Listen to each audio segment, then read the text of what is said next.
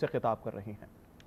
And I'm very sorry to say, many countries then saw 2 years of climate hell unfold in front of them. You've all seen the Los Angeles fires, the Red Mountain, the Burning Mountain, but you have not heard too much about a similar fire that went on in Balochistan 2 years ago. That's because the media wasn't interested. It's too remote an area. If it was the Margalas burning, in what is known as the fire season, you would have it on TV. But in Balochistan, there was an event in 2022 which burnt down thousands of acres of pine cone forests, which provide livelihoods for many more thousands of people. Even my researchers not interested in it. I kept asking for an update. I didn't get it. But I'm very focused on that because that fire raged on for weeks. It consumed most of Pakistan's, Balochistan's juniper, which takes over 50 years to grow and provides livelihoods and exports for over $2 billion. So it is something that we have to look around us to lay our fingers into. In that sense, my point one is, for Pakistan and the world, the scatter is too great. The challenge is very, very quantum.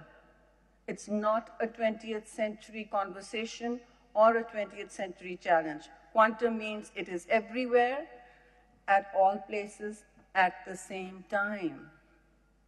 And the more it accelerates, the more the climate clock ticks, which is faster and faster, it is going to be at your doorstep. There is a human reaction to this, and it's also in Pakistan, particularly in many countries. Climate denialism is coming back to define our responses. And what that means is we have an epistemical arrogance that it's not going to happen to us. It won't happen again, maybe then, because we're really not responsible. Which brings me to the heart of what I want to speak about, which is who is going to take responsibility. Turns a bit of the climate justice argument around on its head because, as Mr. Chima says, climate action is not just about climate justice. Of course, it's not. It's very many things. And it's going to take more than 20 minutes to unpack those, so I'm not going to unpack all of those. There are better specialists than me that will address each sectoral challenge. But the broad issues that I've seen looming in front of Pakistan are, quite simple. They are three. One is that we have decided in many ways to continue with looking at climate as an external problem. Is this my fault because I brought up climate justice at COP27? Of course not. Okay, maybe a little bit. But climate justice is integral to how the global north and the south see each other. That is the climate bargain we strike at what are known as the Conference of Parties. We have had 29 of those, ladies and gentlemen. And before I say that they can sometimes end up becoming theater, like all conferences, even theater has its value.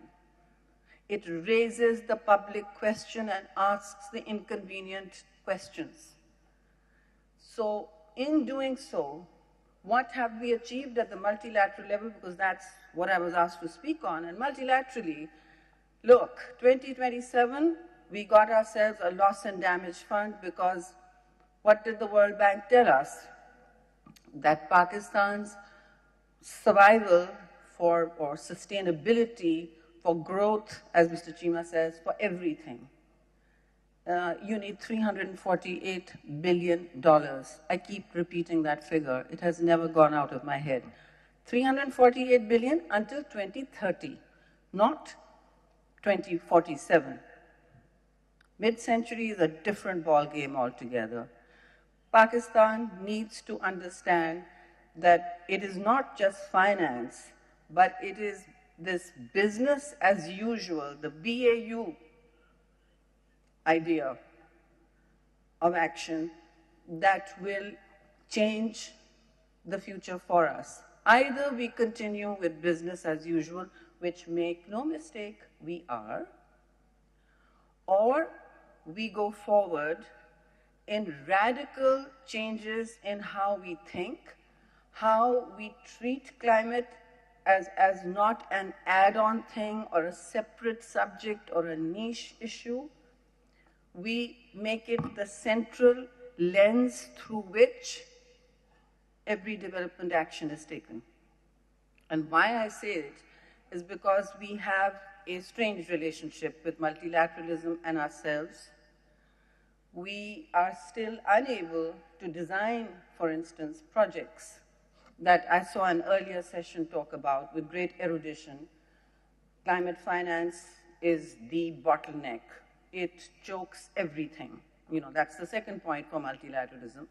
And most of the COPs, COP30, will also be about climate finance, without generating anywhere close to the quantum that the world needs, particularly the developing world. The developing world needs anywhere from $1.3 trillion per year to what some people estimate as $6 trillion. The figures are huge. They're huge. And everyone then asks, where will this money come from? At every COP, we're told, no, public finance internationally is not available. And I want to reiterate that message. My most important bumper sticker for Pakistanis today is, no one is coming for you. If your house is burning, which it is, please smell the flames and the fumes and get it together with the fire hose yourself. Okay, that is my most important message, which does not mean that if 4 houses away, I know that someone was responsible or partially responsible for setting this fire, I will not seek to bring them to justice. Let's not colonize our minds further. We should seek that justice. That is the heart of the bargain that is struck at COP29, or should be struck at COP30 rather, but we have lost leadership on loss and damage. You don't even hear about it. It has not raised more than $800 million. And so Pakistan must ask.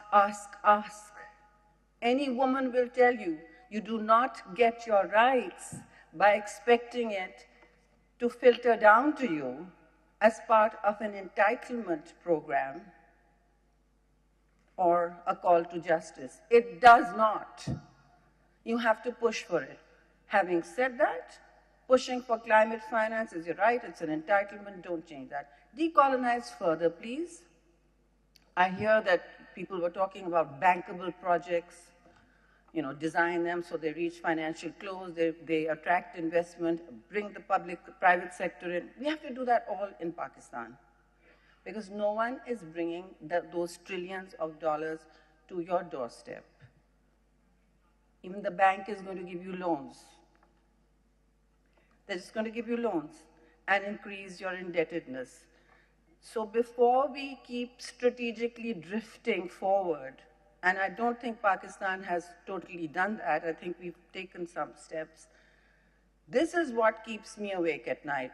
Somebody asked, Misiki, you asked me, what keeps me awake at night? This is what keeps me awake at night, the strategic drift that the world is in right now into acute climate stress. And Pakistan is a poster child for the triple planetary crisis, the pollution which we are entirely responsible for, not like climate change, not the greenhouse gas emissions that creates the overheating of the planet, the pollution, the loss of biodiversity, entirely our fault, the loss of green cover, forest cover, polluted rivers, polluted air, entirely our fault, and take responsibility for it. But the biggest crisis is going to be overheating. That is something we are not causing. We're less than a 1% emitter, but again, That mountain is burning. And to get beyond that red mountain, what do? You take clear stock of what's happening in the world. Multilateralism is retreating. Smell the coffee. The rules-based order after the Second World War is in ICU. So different rules will apply for different actors. And you've already seen that, okay? When you focus that down to climate finance and your entitlements, you're very lucky you got the loss and damage fund. But now it's lost traction. We haven't heard anything from Team Pakistan for 2 years on it. And where we need to go now is understand that even if that fund gets capitalized by the global north, I don't think that Pakistan, at this rate, with the kind of projectization needed, will be able to extract the funds needed. $348 billion until 2030 is a huge amount, but it will be the cost of inaction also. Remember that. There are costs to inaction at home. So what does that mean? It means that we, again, say, all right, we will talk about climate justice, we will pursue it with diligence, integrity, and consistency. And one last thing on multilateralism and climate justice. So make no other mistake, and I'm sure my friend Harjeet Singh from the Fossil Fuels Treaty will tell you this later, or has already told you, the money is out there. Internationally, the money is there. But don't assume it's coming to you just because it's an entitlement, because you did not heat up the atmosphere. Just to sober everyone's minds, before you jettison climate justice as an ask, decolonize, decolonize.